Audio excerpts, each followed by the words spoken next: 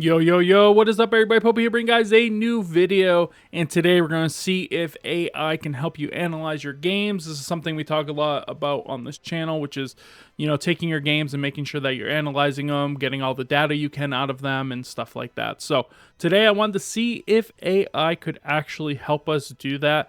I have tested this and, have not fully gone into it, but just to make sure that it could actually do it. So that's what we're here to test, and we're going to see how accurate it is compared to my own analysis of the game. So we're going to go through and we're going to analyze this game ourselves. Then we're going to put it into DeepSeek, not ChatGPT. ChatGPT is not very good at this, honestly. But we're going to put it into there and just see what it puts out, and we're going to go through it and see if it matches what I am putting. So far, all I did was put down the leads. I'm going to cut out when I'm typing the actual turn 1, turn 2, turn 3 type stuff. The team I'm using here is the team that I used recently on stream, so if you didn't see any of that, make sure you go check that out. I'll have the Poke Paste down below. The team is missing something, so don't get too excited about it, but I think it does have some really, really good pieces, and it just needs to be built up a little bit more. But anyway, we want to take a look to see what is going on, and let's just go right into the game here. So first, I'm going to say my lead is stopping, and sorry if there's any like misspellings. I am terrible at spelling, but stopping Trick Room is a key here. So leading Chi-Yu will put a lot of pressure on their team. To support it, I would like Screamtail, as it helps take attacks and lock them out of important moves.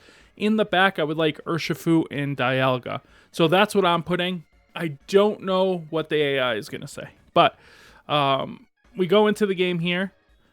Do I have the sound off? Sound is muted. Okay. So this is what the lead ends up being versus those two. So we're going to go turn by turn. Like I said, we're going to talk about it first. So I go Protect, and we go Dark Pulse, and we actually get the knockout from Farigiraf, and we stop the Bitter Blade. So here, I feel like turn 1 is really good, so I'm just going to put that.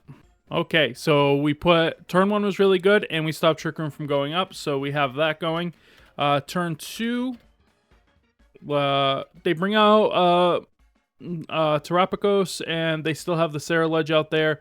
They went for that Bitter Blade, so not really scary against either of our Pokemon. They go right for the Terastallization on the Stellar, and we go for the Dark Pulse and get some damage, hoping for maybe a flinch, and we go for Disable, as I believe they're just going to go for that again. And we take a Terra Starstorm, and we do stop the Bitter Blade. So not a bad turn at all. What I'm thinking about this turn is maybe we could have put more pressure onto both by just knocking out the Ceruledge and, going for, I don't know, I guess Disable plus knocking out their Ceruledge might have been the answer, just in case of Terastallized or something like that. That's the only improvement, really. We couldn't really stop the Terra Starstorm because we are Choice Scarf, so we have to take that into consideration too. But yeah, putting damage on it and going down to 53 and seeing that it is not Life Orb leftovers makes me think that it might just be choice specs, which is of course something that can happen. So going into turn 2, I'm going to write disabling Ceruledge. It was pretty decent. Doing some damage to Terapagos was good. I think it might be choice specs. All right, so we have disabling Ceruledge was decent. Getting damage into Terapagos was important, and I think it may be specs. So it being specs allows me to be able to disable into that slot. Our Dark Pulse is going to go into the Ceruledge, and it does get a knockout, and we do go for that disable. But it goes for Tri-Attack, just confirming that it is in fact not a choice specs. So now it can't go for Terra Starstorm, which is decent, but it can go for a Tri-Attack, which is a little bit annoying. Okay, so here I'm gonna go for Protect, but I forgot we gotta do turn 3. So turn 3, taking a Tri-Attack wasn't great. Getting rid of Ceruledge probably wasn't super needed. We probably should have targeted Terapagos again. Allowing them to switch into Ogerpon was a little bit meh for us, and yeah. Alright, so we put taking out Ceruledge likely wasn't needed, and we should have just put more pressure on Terapagos instead. Allowing them to go into Ogerpon puts us in a worse spot, of course, because of Fake Out. I mean, not Fake Out, Follow Me and stuff like that. So it's going to be a little bit harder to get some damage on the Terapagos. We're going to go for Protect on Screamtail because I figured they might want to just try to knock it out, whether it's with Ogerpon or with the Terapagos. And we're going to go for Dark Pulse, and they actually let us get it into the Terapagos, so that's actually pretty good. And we see hard grassy terrain being set by Ogerpon. I've never seen that before. Interesting play, and goes for the Tri-Attack, knocking out the Chi-Yu. Now, what I could have done here actually is go for Ghost Terra, and then, yeah, we wouldn't have lost this turn. So yeah, so that turn, what went wrong, what went right. Screamtail wasn't pressured at all by either the Pokemon, so we could have done something a little bit better with it. If we would have went for, you know, Dazzling Gleam, maybe we could have got the knockout on Terapagos. And the Ogerpon was able to set up the grassy terrain without me even doing anything to it. But we put Terapagos down to very low percent health. All right, so we put Terapagos down to pretty low percent health, but we didn't gain damage onto Ogerpon, allowing it to get up grassy terrain. Terapagos knocked out Chi-Yu, which is unfortunate. So going into the next turn, turn 5, we were in a good position, and I feel like our position's a little bit slipping away here.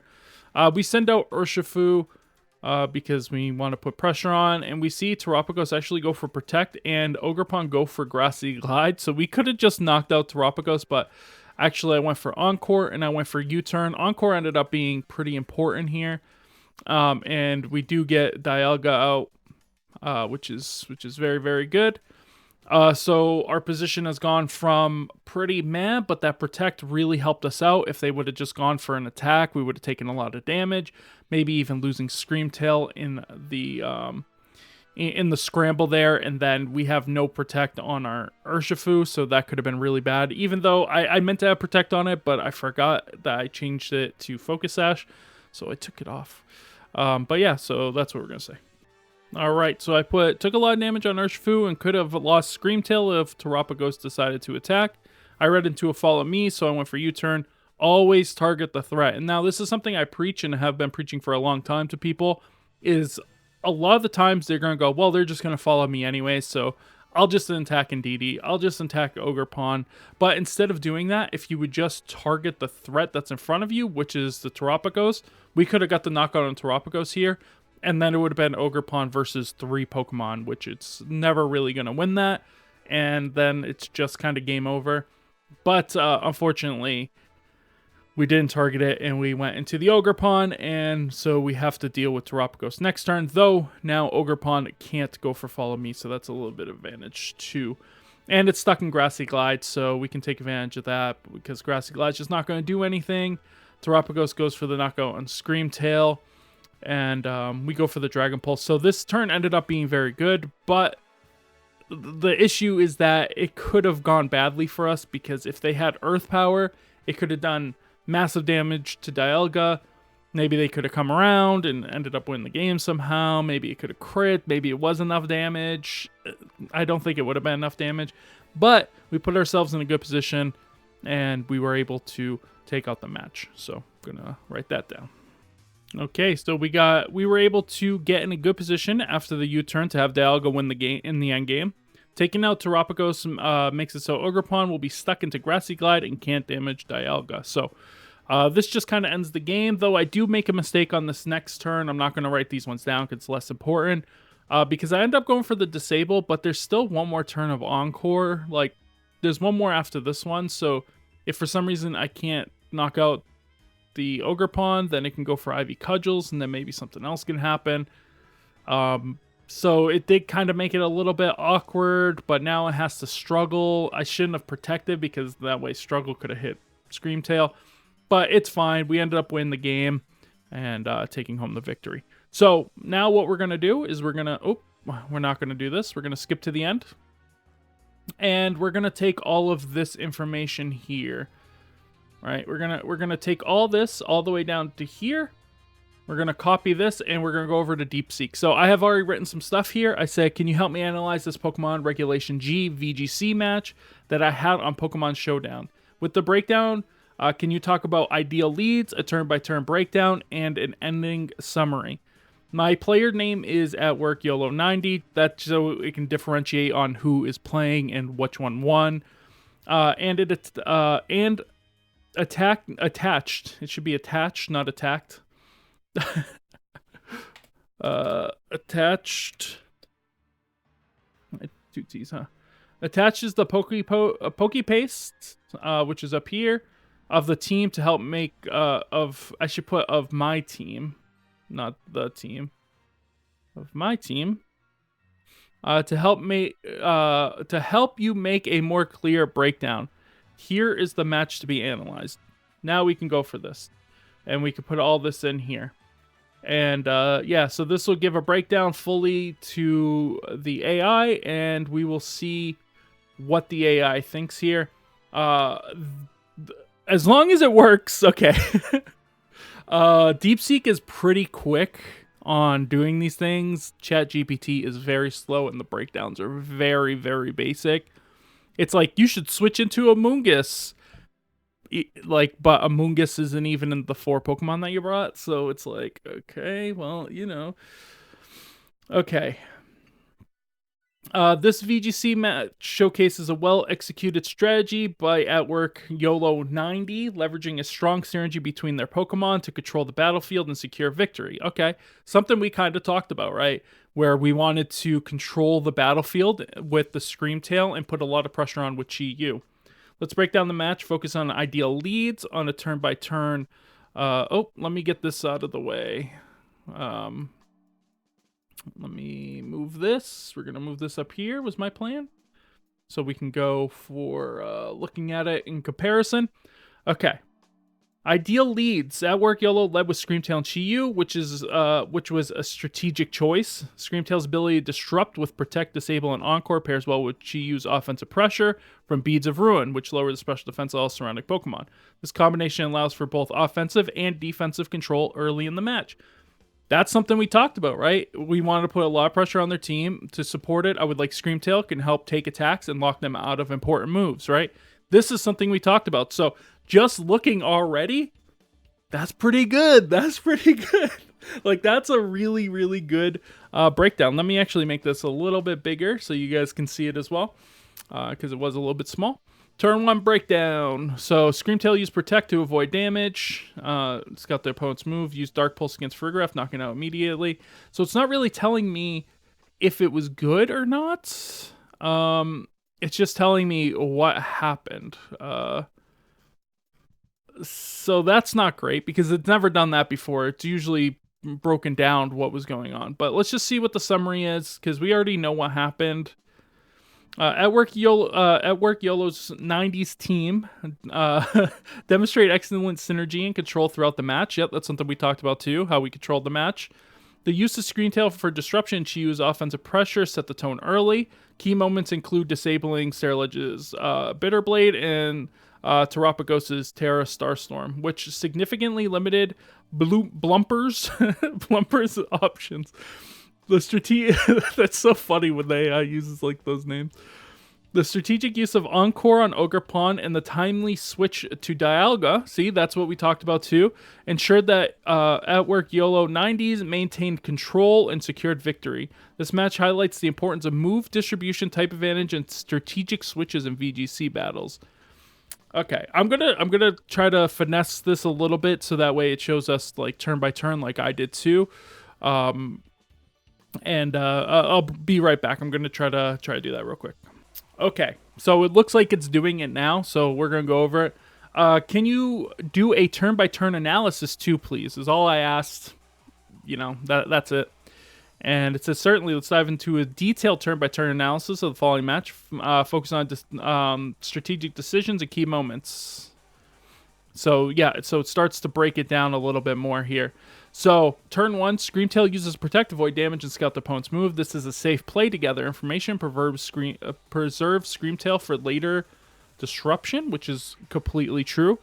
Chi used Dark Pulse, which was super effective against Farigiraf, knocking out immediately. This was a strong opening move, eliminating a potential threat early. Yeah, this stopped Trick Room, so that was a big deal. Tapped Bitter Blade onto Screamtail, but it was protected. This move was neutralized by Screamtail's Protect, preventing any damage. Yeah, I mean, there's not much you can really say about that.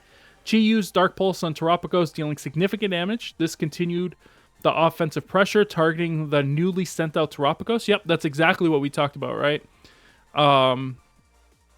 Getting damage into Terapagos was important. And then I said I think it might be specs. We were unsure.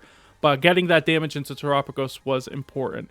Screamtail used Disable on Saraledge, preventing from use Bitterblade. This is a crucial move to limit Saraledge's offensive options. Yep, disabling was decent, like I said. Like, it's fine. Terapagos used Starstorm, critically hitting Chi-Yu and damaging Screamtail despite the critical hit. Chi-Yu remained on the battlefield while Screamtail took some damage. I don't remember it being a crit. Was it a crit?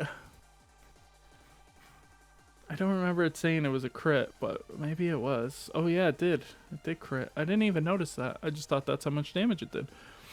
Turn 3, Chi used Dark Pulse again, knocking out Saraledge.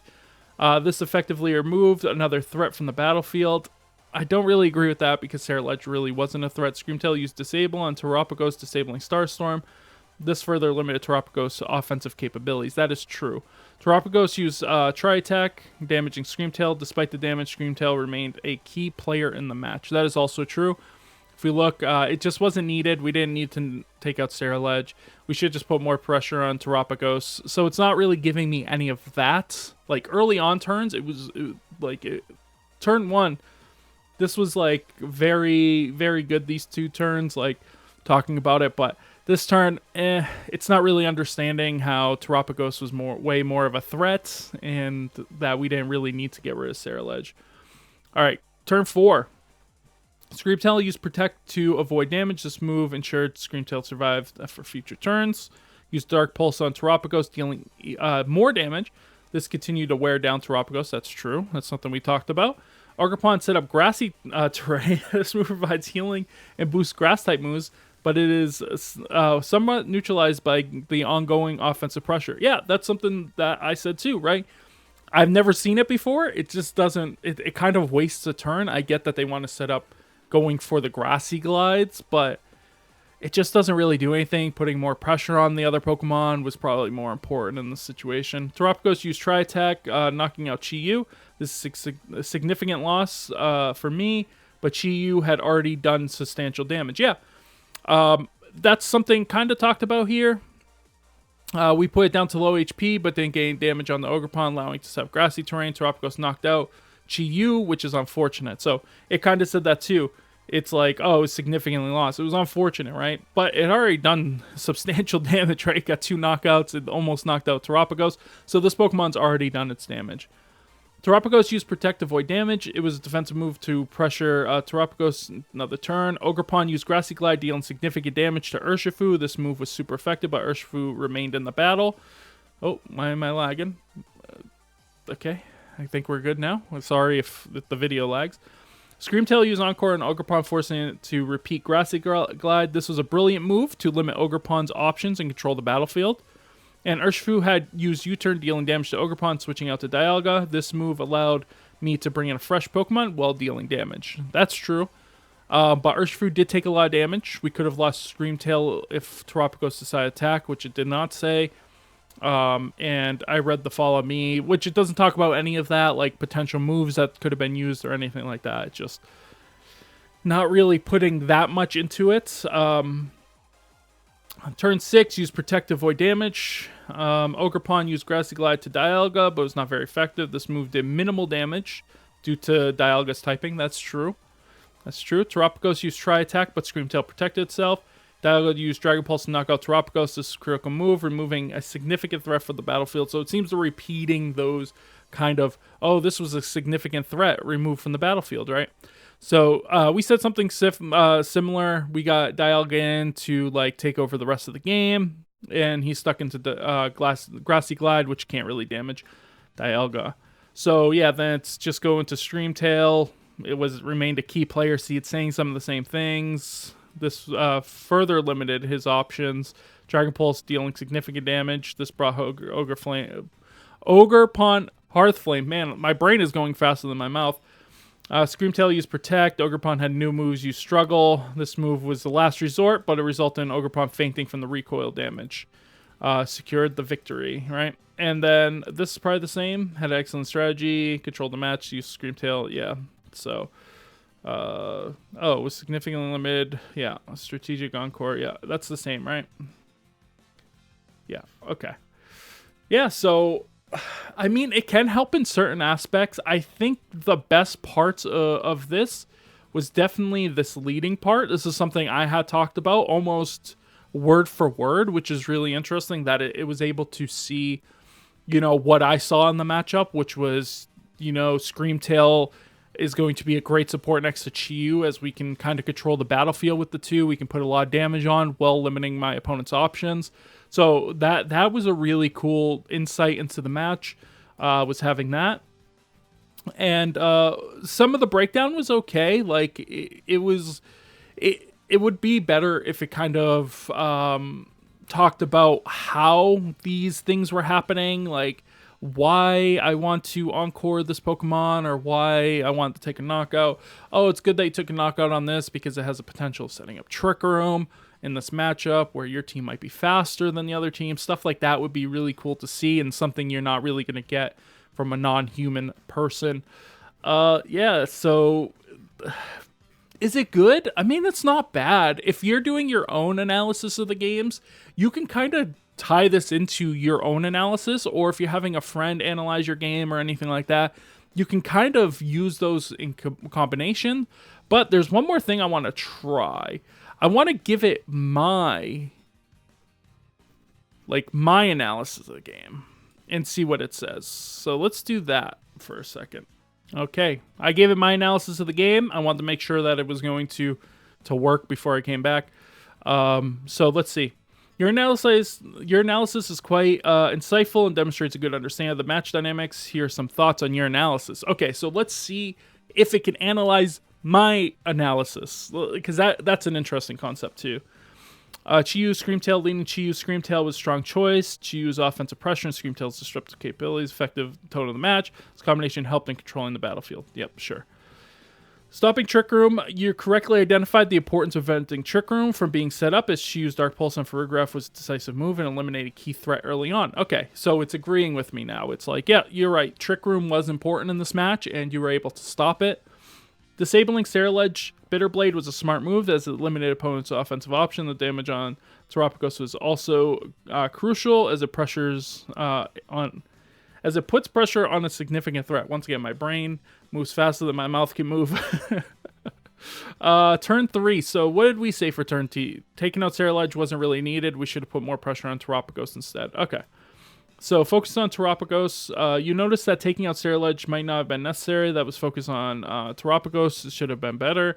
This is a valid point, as Terapagos posed a threat with its Terra Starstorm. But that's not really true, because we did disable the Terra Starstorm. So it's kind of missing that key element of it. Grassy terrain. Allowing Ogerpon to set up grassy terrain was a setback. Not really. While Terapagos was weakened, the terrain provided healing and boosted grass-type moves, which could have mitigated with more pressure on Ogerpon. I was just saying we didn't put any pressure on Ogerpon, so it was able to kind of do whatever it wanted. It's taking in a kind of a different position. I guess. Your decision U-turn with Urshifu was strategic, especially if you anticipated a follow me. However, as you mentioned, targeted the primary threat, Terapagos might have been more effective in the situation. Yeah, always target the threat, right? The threat is an Ogerpon. Ogerpon can never beat Dialga, so you're just kind of taking away from your own Pokemon here. Especially with Urshifu, just attack. Just attack. Just attack the threat. It can't protect, so... Endgame positioning. Bringing in Dialga after the U-turn was a strong move. Dialga's Dragon Pulse effectively dealt with Terapagos, and the remaining Ogerpon Hearthlane was limited by its options, leading to a favorable endgame. Oh, okay. So there's a couple more things here. Your analysis shows a deep understanding of the match strategic. You collected... Okay. Did it just say this up at the top? No, your ability to reflect on your decisions and consider alternate strategies is commemorable and undoubtedly improve your future matches. So that's something I talk about all the time. Analyzing these games will help you improve, even if it's little steps by little steps. Over time, you'll just get better because you'll start seeing the mistakes that you're making. Oh man, I keep doing that. So maybe I should just not do that. Suggestions on improvement. Target prioritization. This is something we've discussed recently too. As noted, always targeting the primary threat can be crucial. Ensuring that high damage moves are directed at the most dangerous opponent can often turn the tide in your favor. That's true. Like I said, it's something we talked about recently, is positioning paired with, just targeting the right Pokemon. Sometimes a lot of people have this problem with like splitting damage. They'll be like, well, if that Pokemon attacks, I still want to get damage onto this Pokemon. And, overall, that makes a lot of sense. But a lot of the times, you just target that one Pokemon, especially if it's the Pokemon that's putting pressure on you with their offensive moves. Then sometimes it's just best to just go, well, I'm just going to target that anyways because this Pokemon can't get a knockout anyway. So if I just take some damage to potentially knock out a Pokemon, it's just better than splitting that damage. And move disruption. Continuing leveraging Screamtail's disruptive capabilities, moves like Disable and Encore can significantly limit opponents' options and create opportunities for your team to capitalize on. That's true. Overall, your analysis is thorough and reflective, highlighting both strengths and areas for improvement. Keep up the good work, and continue refining your strategy for future battles. I think it did pretty good on this part. I don't hate it. It's encouraging. It's like, hey, keep it up. You're just gonna get better. It's like, here's a couple of things. Maybe you can look at these and improve on these a little bit. You've already identified this, but maybe just work on it a little bit more. I think that's really cool and something that you could take advantage of. I mean, use all the sources you have to improve at this game. It is a very hard game. Never forget that. This game is extremely, extremely hard. And a lot of people think they can just jump into it and they're going to be a Pokemon master. You're not. You're not. It is a very, very hard game. The level of competition has increased significantly since I played. Like I started 10 years ago playing VGC. Back then, getting a match in Showdown wasn't the easiest thing in the world, but when you got a match in Showdown, if you were in like the 1200s, that was like what 1000 is now. It was so easy back then. I was garbage compared to what I am now, and I'm still garbage, so that just tells you. But yeah, so can AI help you? Kinda. It could definitely help in certain aspects. It doesn't hurt to try to use it. Once again, DeepSeek is free, so use it. ChatGPT, you could put this into both. Though with ChatGPT, make sure that you copy your PokePaste and put it in, because if you put a picture, it significantly limits what you can actually say. Whereas DeepSeek has no limitations. You can put in all your images. You can put in a ton of different things, and it will understand. It will take information from your PokePaste and make sure it uses them sometimes. You have something like ChatGPT, who, like I said, will be like, oh, you should have switched in Amoonguss. But, like, you didn't bring Amoonguss, and you just showed them the whole chat log, and they were like, you should have brought in Amoonguss. Amoonguss could have gone for Spore. And you're just like, bruh, I didn't have Amoonguss. But anyways, guys, I hope you guys enjoyed this video. On Monday, I am going to be putting up the next part of the RNG makes a team, because Mrs. Popo has the day off, so I'm not going to be making a video that day. But I already have that one pre-recorded just for situations like this. So I will be throwing that one up. If you're not into those, my bad.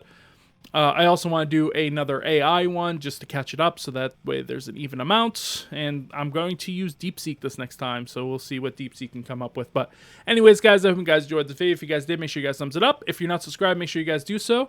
And I'll see you guys on the next one. Bye, everybody.